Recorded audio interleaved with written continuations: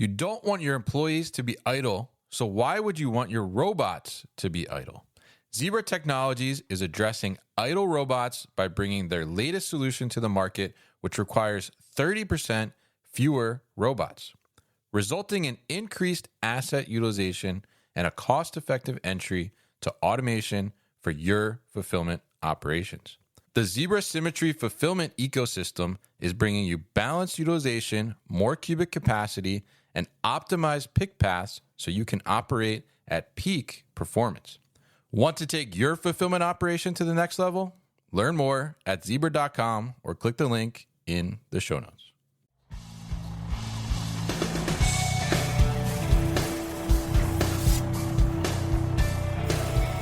The New Warehouse Podcast, hosted by Kevin Lawton, is your source for insights and ideas from the distribution, transportation, and logistics industry. A new episode every Monday morning brings you the latest from industry experts and thought leaders. And now, here's Kevin.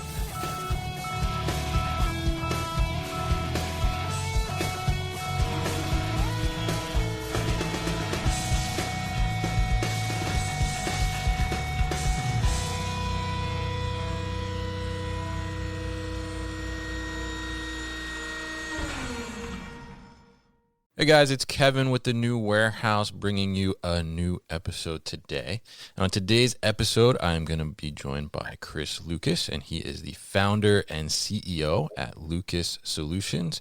And Chris has been involved in the 3PL side of things, distribution, fulfillment for quite some time. And now he has ventured into his own company and working on something pretty interesting, which he's been telling me about kind of periodically over the last year or so, as well as he's been developing. And we're going to dive a little bit into his background today. And we're also going to talk a little bit about, what he saw out there in the market and what's kind of led up to him now wanting to do his own thing and what he's kind of putting out there. So, Chris, welcome to the show. How are you?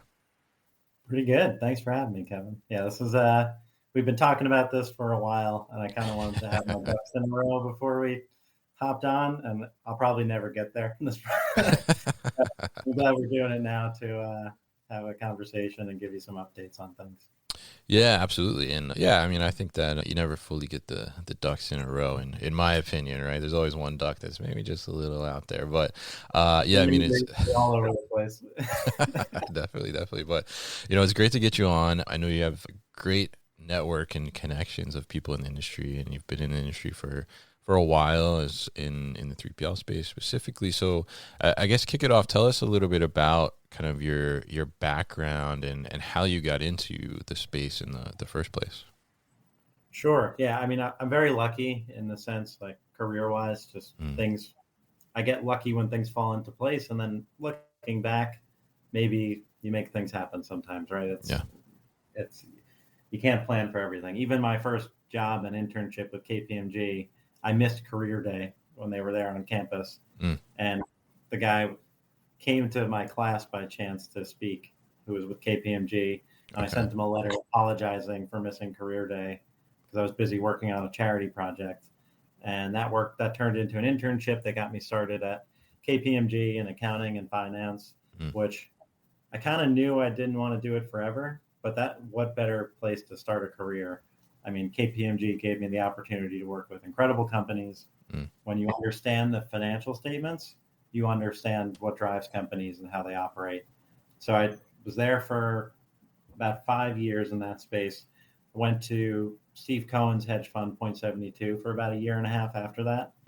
Followed a manager that I worked with at KPMG, probably the coolest person I ever worked for. So it was a no-brainer to go work with him. Yeah. And Point 72 was amazing. Just for me, that was when I ran out of passion for the accounting audit industry. I knew I have to enjoy what I'm doing more. And Steve Cohen was so supportive of it and said, "What do you want to be doing? Is there anything here?" And I learned so much from him and that company, and really just amazing people. So I've been fortunate to work at incredible companies in the first stage of my career in the accounting finance world. And then was fortunate to know Jim DeVoe for a couple of years, who was the CEO of Tailored Services. and was kept telling me, you're not meant to be an accountant. You need to be working with more people. Just come on board the sales team when you're ready, and I'll teach you the industry, and you'll do well. So I eventually took him up on that, and man, he put me to work. He made me learn it. He had me work in the warehouse. I worked on the receiving floor, put away, pick and pack.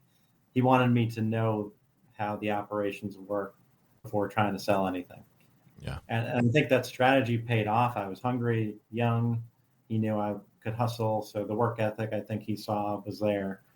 And there's so much more to it. It's not like he always told me, we're not just putting stuff in boxes and shipping. It's not boring like everyone thinks once you're involved in supply chain. And Jim DeVoe was just like ahead of his time in seeing things, long-term planning, understanding how the industry works. So I was so lucky that he took me under his wing, taught me everything. And then I had an amazing team at Tailored Services. Chris Kearns and Brian Southwell were the two sales guys there at the time, and took me under their wing as well and just guided me through everything you need to know. And I had exposure to things that normally someone at my level wouldn't have.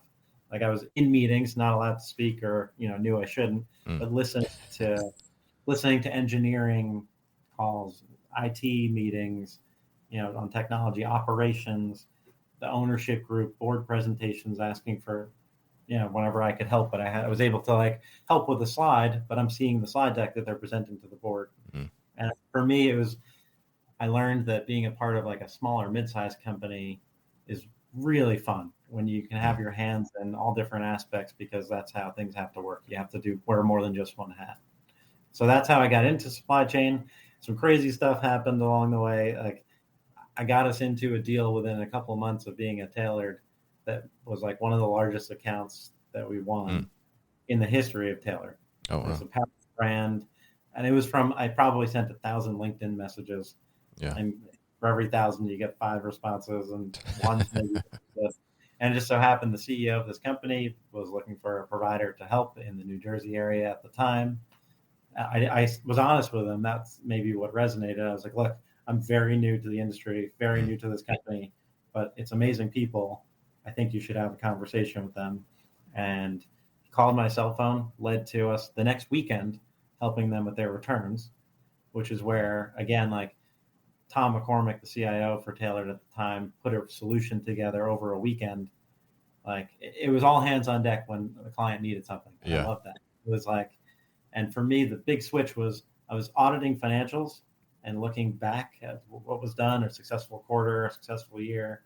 Now I was impacting a company and their financials, and I was part of what's going to, when the auditors come in and look at Tailored's financial statements next quarter, I did something that impacted the financials.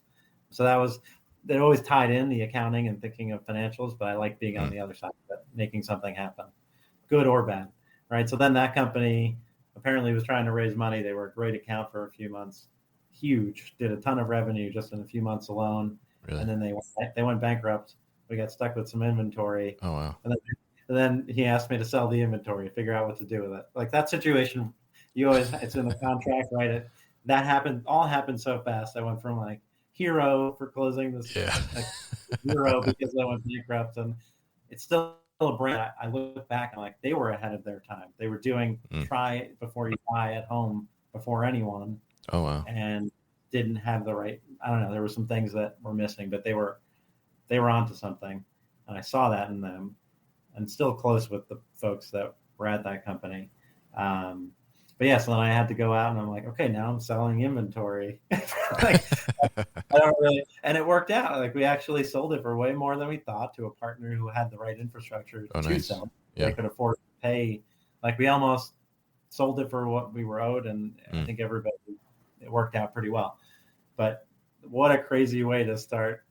Yeah. And there's things in between that happened where I found that this is probably, shouldn't say this confidentially, but I found the proposal, their proposal review of all the providers they were looking at. I found it in the garbage outside their building when I went to throw out a piece of gum.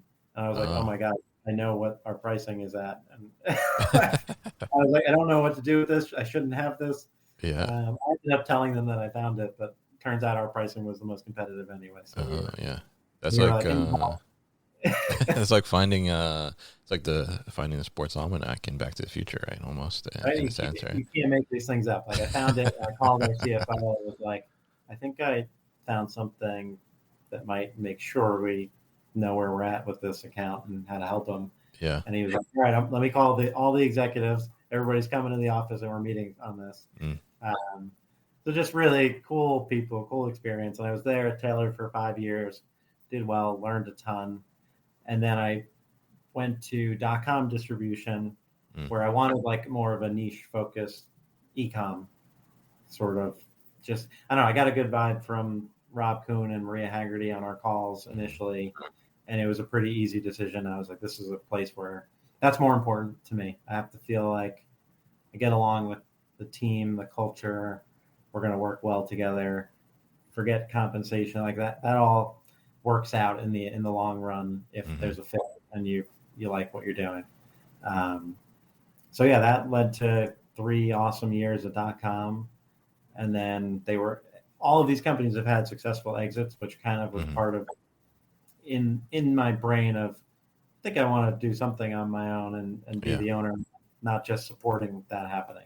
Taylor was sold to Houston eventually, not while I was there, but they were sold to Houston, successful exit there, and seemed to be doing amazing things together, the two companies. And then .com was acquired by Ryder. And there was another company along the way where we sent leads to that weren't really a good fit for .com. And we just knew they would have a good home at another small 3PL in Jersey. And they ended up selling last year to private equity. And the owners called me. They said, just so you know, 90% of our new business came from the leads you sent us over the 3 years. Oh, wow. Yeah. So he was like, it's only a good idea to do your own thing. It works out. Yeah. Interesting. So yeah, that was really the stars aligned for me. I was 35, single, and I figured, let me build my own company for a year and walk away from dating relationships. And then, of course, nothing goes according to plan. 2 days later, after I went to start my own thing, I met my now fiance. So you can't make this stuff up. It's like, and that's probably the best thing that's happened in this whole journey was meeting her. When you look back, I'm like, everything could fail, everything I try to do. And I have someone who's been supporting me doing it along the way. Yeah, that's great. And congratulations too on the engagement as well. But yeah, I mean, I think it's very interesting that journey because, I think so many people in our industry, they don't necessarily set out to be in the industry, and then in some way they somehow end up in the industry, like much like you do, right? I mean, you're working accounting, finance, and then you ended up coming over into the supply chain side. And I think it's very interesting too, that I love that when you went to Taylor that they put you on the floor first before you could sell anything. I think that's such and not just before I was selling anything. Anytime I closed an account, I would have to go work there. Not have to, but suggested and made sense to go work their operation, and learn it while we're doing it. Yeah. I think that's so important to be able to understand that. And, because, people ask me sometimes as well because they're just coming into the space, right? And they don't really know much about the industry. And, that's what I said, like, well, go on the floor, right? And just, work on the floor for a little while and you learn all those parts. Yeah. That's salespeople because they've done it on the floor. They know what goes into it. And without being an operator prior, that was the closest I could come. Yeah, absolutely. Definitely. So very interesting there. And obviously, definitely a good amount of time in the space to see kind of what's going on. So you mentioned you're starting your own thing, or you have started your own thing, and you've been, building it out kind of. And I know we've been in touch talking about it a little bit, but I guess tell us first, I guess, what did you see in the industry that was like a pain point or that was missing or lacking in a sense that's kind of propelled you to go down the avenue that you're going down now? We'll be back after a quick break. Should I be excited or afraid of AI? The answer is yes. It's both. Things are going to look so different in the next couple years. You will not be ready for the disruptions that are going to come. I'm Jeff Nielsen, host of Digital Disruption, the go-to podcast for technology leaders. Our generation's conflict, I think, is going to be emotional, not economic. The companies that are going to win are the ones that have a couple of characteristics. Stay ahead of the curve with Digital Disruption. Available now on your favorite podcast platform. So I don't want to say that there was one area that I identified a gap and said, let me go build something to solve it. It was a mix of what I enjoyed the most about what I was doing. And for me, working with the smaller brands or startups, people that were building something, just got me more excited. And I loved working with them, listening to their stories, helping however I could. So when I left, the initial plan was I can just start a small 3PL and service the smaller brands, give them the attention they deserve, try to offer them more technology and resources than they normally have at that stage that will hopefully propel them to grow. And then the long-term plan and strategy behind it was not only do I enjoy that more, but I think I'm pretty good at identifying the ones that can make it and do well. And at the same time, if those small brands grow, I'm going to grow with them. And that journey will be the most fun, because I've seen it over the years. Now I've been in the industry long enough. I think it's like almost 10 years. I've seen brands that have reached out as a startup or pre-revenue or no volume, and just really can tell when the founder's onto something, they're on a mission, they believe in themselves, they have a good plan, and I'm pretty good at identifying the ones that are, betting on the ones that are likely to succeed. And I've seen brands go from 0 to 100 million in revenue in a couple of years, or just even in between, go from no volume to $10,000 a month pretty quickly. So I figured that's how I want to grow. I want to grow with the brands. I don't want to go after the mid-size or larger brands that are established, that there's providers out there that can do a better job than me trying to build something from scratch. But if we do it the right way, and I was fortunate, I've realized, and when you leave to go do your own thing and build something, that network of other founders out there is incredible. And you meet so many cool people. And I had the time to, when I thought something was interesting, I could take a call or go to a meeting and learn about something that I just maybe saw value in or liked the person. So I've now accidentally discovered some things that are out there that I never had time to really look at before, whether it's cool technology, cool software, just amazing companies doing amazing things in our space. And now I feel like that network is just so valuable. Like if a brand comes to me and needs anything, I probably have a solution for them. And that was part of it too. The funny story, the first company I named it, I had no idea how to form a company. This is all new to me. Man, the amount of mistakes I made and things that didn't go as planned or failed. I think I named it like LF Logistics, from like something my buddy and I tried to do, I don't know, 15 years ago. Our last names were L and F. So I named it LF Logistics, thinking maybe he'll come work with me one day. But that name entity didn't work out and it failed. So I call that Lucas failure number one. That was like right out of the gate. That entity never got officially formed, even though I did it through LegalZoom properly, I thought. So then my mom suggested Lucas Solutions when we were at dinner in the city one night.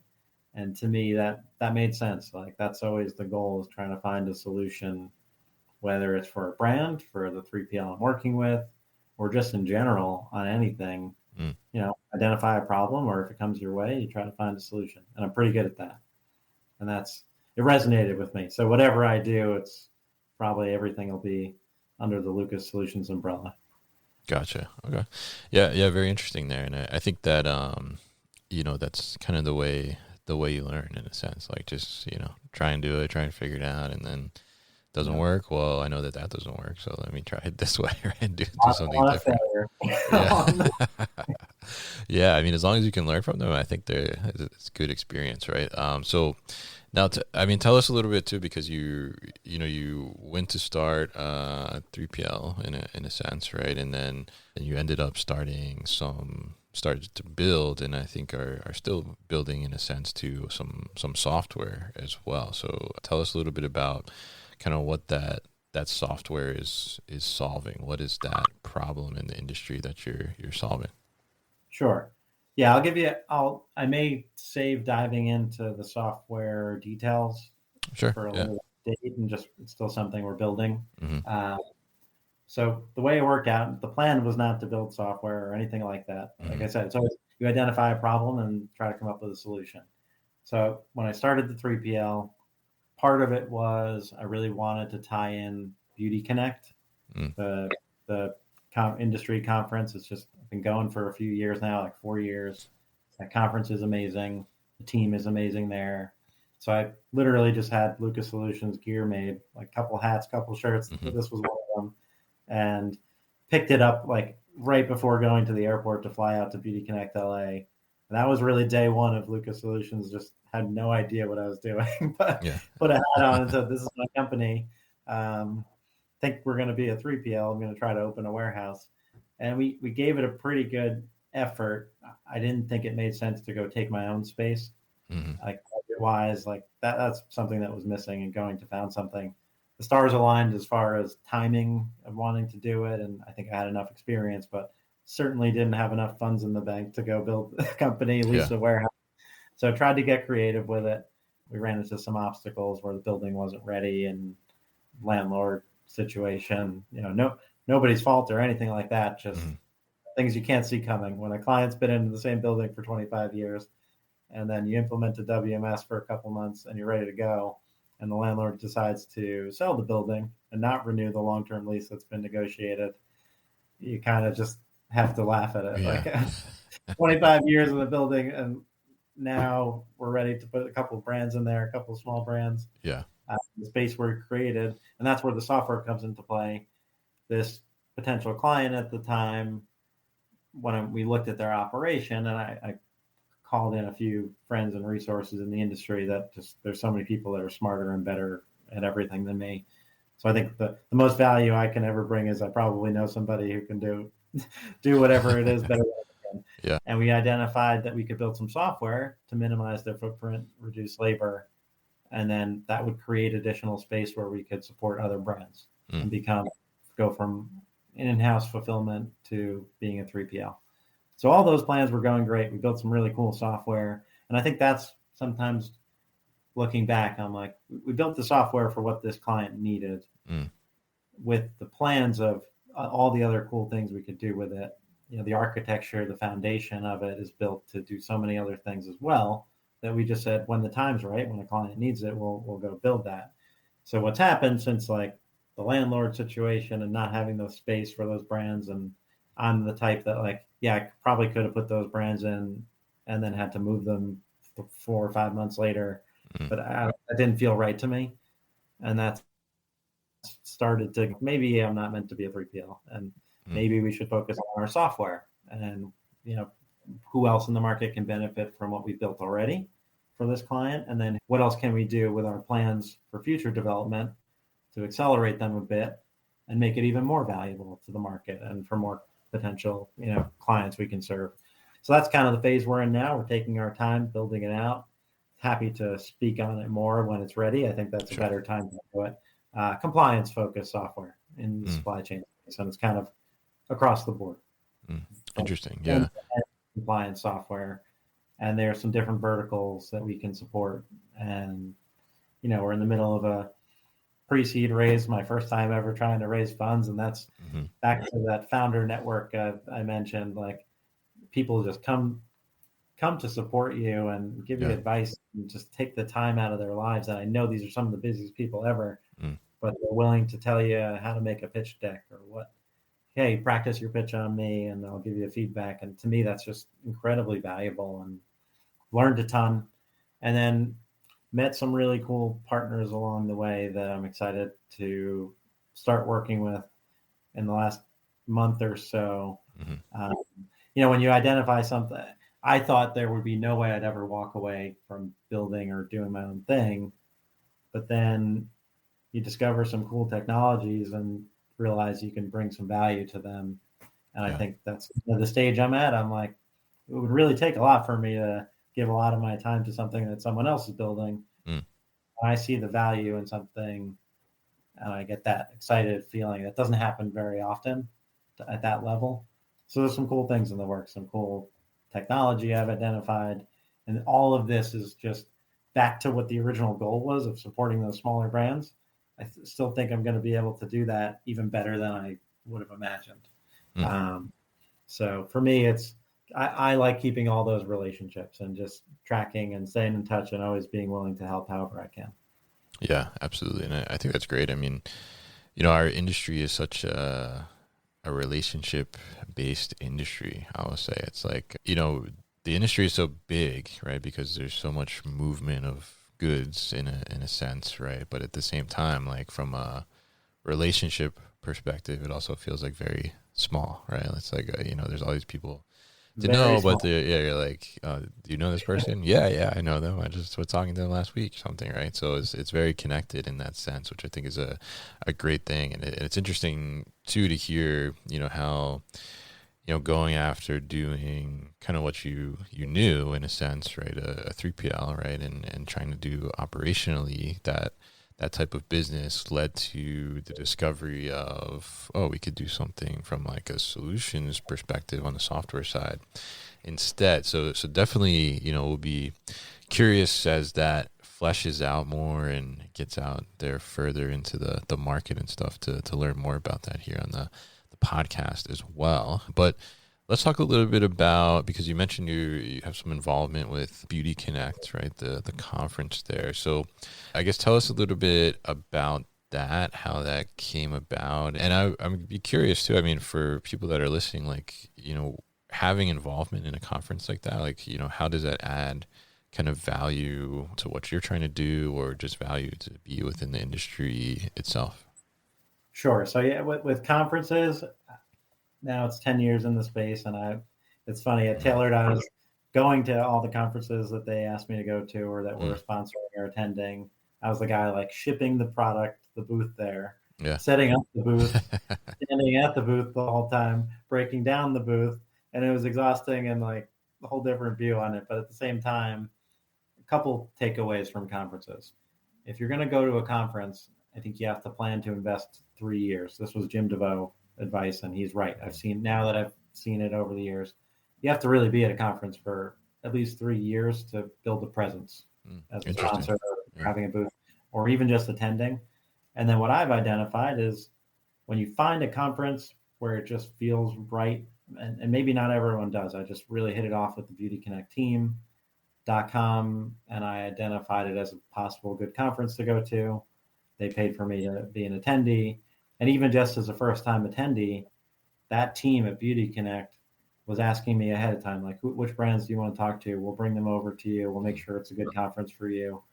And plenty will say that, but they actually did it. Like, I felt like a celebrity on arrival. They're like, oh, so-and-so brand, come. This is Chris Lucas with .com. Nice. That's like usually takes me hours of strategizing and planning and like pretending to go get a drink at the bar to talk to this person. Yeah. And they're just making it like a warm intro does really go a long way. So I saw the value in that conference for so many reasons. And then went again the next year, just as good, if not better. And I've built a great relationship with that team and what they're doing. And they've been a major part of doing my own thing, regardless of where we end up. Because in November of 23 was Beauty Connect LA. And I went out there, I told you, Lucas Solutions gear, but I just picked it up at the airport. We didn't have a company. I didn't know what I was doing. I figured, let me just talk to as many people as I can and see where I can add value, whether it's consulting for brands until I have my own warehouse, getting more resources, or talking to brands that might need a warehouse in the future, because I'll be ready at some point. And probably the coolest thing was just the support from folks of, if you're honest, like, yeah, hey, I don't really know. This is the first time I'm wearing this hat. I just picked it up at the airport yesterday. So I met Steve Edelstein, and I had known him for a couple of years prior, but he just like listened to what I was doing and was like, I'm going to introduce you he knows everybody in the space. Yeah. No, Steve. Yeah. What a cool guy. Become even closer of a friend than we were at this point. And he just like took me around that conference along with the Beauty Connect team, but Steve doing it as well. I met so many people, and they were such valuable conversations, and it made me feel like, I don't know, confident that, yeah, I can build something. Like a guy like Steve Edelstein, the king of beauty, is willing to introduce me to contacts because maybe he sees some value in me. So that was the start, even though it was expensive to fly out there. And then you start realizing, oh my God, the companies in the past, no wonder they were really budgeting hard on which conferences to attend and make sure there's ROI and value, because it's expensive when you add in travel, hotel. I brought someone out there with me as like my support system. So that was cool. Great start. And then crazy stuff happens, right? I was at dinner on Long Island and I met Jose Quintana by chance. Didn't know who he was at the time, and we kind of just hit it off and became friendly. And then I started watching Mets games more and texting him like when he had a great performance. And this all does tie together. So after I got engaged and was just kind of celebrating that I think I'm going to have fun doing my own thing. It's working so far. Maybe definitely too early to celebrate, but I was having fun going to Mets games. Felt like there was a lot of cool things happening. So I bought a suite for a Mets game. I was like, I'll invite friends, family, business contacts, whoever. Just bring cool people together and have a good time at a Mets game. Watch Jose pitch, maybe. Yeah. So we had like 40. This was all last minute. I had like 45 people ready to attend, which was pretty cool for like a week's notice I gave people. Yeah, that's good. And even the Beauty Connect contact, Christian, was flying in from the UK. His girlfriend was flying in from Atlanta. Most people were local that were coming.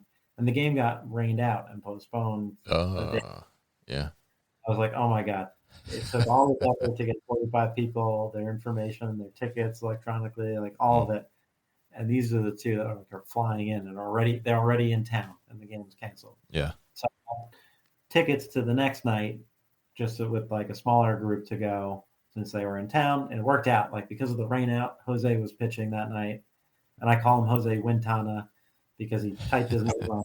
He typed his name wrong in my phone. The Q and W are right next to each other. Yeah. And he typed W just by accident, and I started calling him Jose Quintana. Obviously, pretty fitting. And then I've been a Yankees fan all my life, but I started having more fun watching Mets games. So interesting there. Yeah. I've always rooted for both teams. Grew up a Yankees fan, but it made it more fun when you're like somehow connected to the team, even though it's like very minimal. Like, I can text Jose after the game and say great game or whatever we want to talk about. But so what happened was we're at that game with Beauty Connect folks and my Mets contact, because I'd gone to a bunch of games. Like I started going all the time. At the end of that season, they were out of the post, like no chance of making the playoffs. Tickets were more reasonable. So I was behind home plate every time Jose was pitching. And we're sitting there and I was like, I don't know what I'm going to do with this suite for next year. Like I got a 60-person section booked for whatever game I decide. And Christian from Beauty Connect was like, well, we're doing the New York event in June. Do you want to like use that in some way? So then the Mets contact is there and we're looking at the dates, and Beauty Connect was scheduled for, believe it or not, because they're from the UK, the Mets were playing in London the day of Beauty Connect New York. Oh, like, oh my God. It's like trading places. Yeah. Team at Beauty Connect went and changed the date of the event. It was early on enough. Oh, wow. It hadn't been communicated, marketed that much. And they changed the date to line up with a Mets game. And it turned into the plan was, I'll have a warehouse ready by then and can service brands. And it was like 2 weeks before the event when we found out we don't have a warehouse. And I was wow. I got to make this event valuable somehow. I've spent a lot of money to sponsor it. Yeah. And we still, like the connections that have come from that alone, maybe not immediately paying off. And I don't view it as like getting my money back. I think these are incredible connections that all appreciated going to a Mets game. The Mets were 11 games or 10 games under 500 when we went. And I told everyone there, they're going to make the wild card and make a run. I believe in this team, especially Jose. And look what happened. Like, they made me look pretty smart. Yeah, definitely. Yeah. Interesting there. And I think, I think that's such a loss. They lost the game we were at. And then that's when they won 7 in a row right after that and made a run and got back in the mix. Oh, see, you guys started it there. Yeah. I think so. They like to give Grimace a lot of credit, but we were there the day before Grimace, supporting them at their lowest point.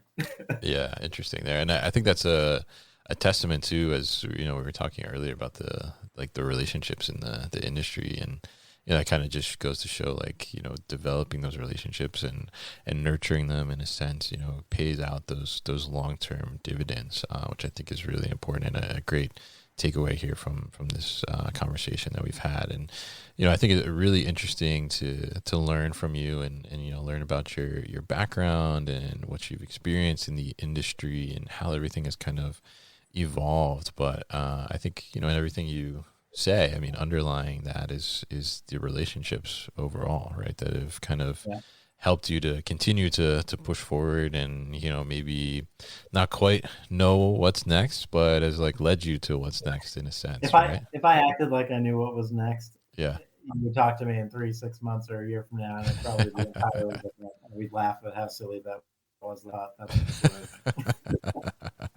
I appreciate that. That's what I realized. Like, you can plan the best you can, but you can't see everything that's going to come your way, good and bad, obstacles and amazing things that you just don't see coming. Like I said, I've met some amazing partners. A lot of it, believe it or not, was because of Beauty Connect too. Like Highline Commerce, the way that they're servicing startup brands and what they're doing, growing, and then they had invested in Rabo, cameras and AI vision software at the pack stations, and I was like, oh my God, Richard Hurley and the Highline team are doing what I wanted to do in New Jersey with my warehouse. Yeah. Have to talk to them. So like all these that was like, I literally had spent a fortune sponsoring Beauty Connect. And I took 30 minutes out of that conference to go talk to Richard and the Rabo founders. Yeah. Because I was like, I feel like there's really something cool there.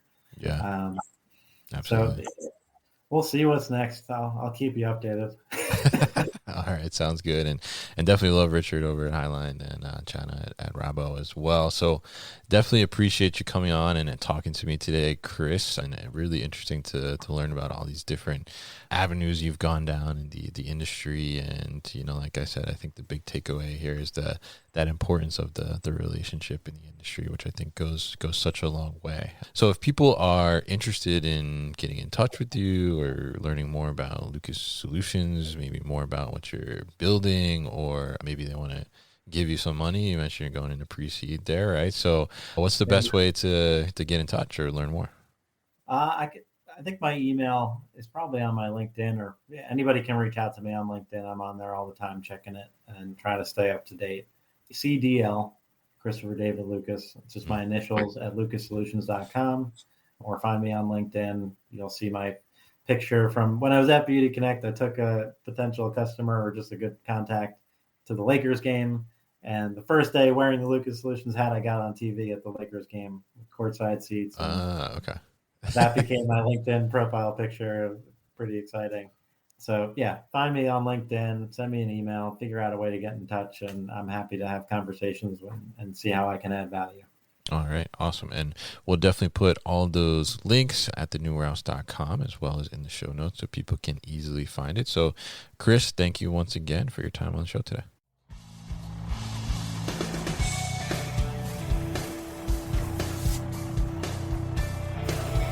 You've been listening to the New Warehouse Podcast with Kevin Lawton. Subscribe and check us out online at thenewwarehouse.com.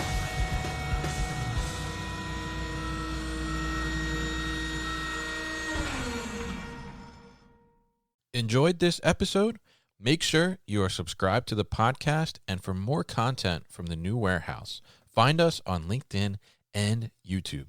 Links to subscribe can be found in the show notes, and for everything The New Warehouse, head to thenewwarehouse.com.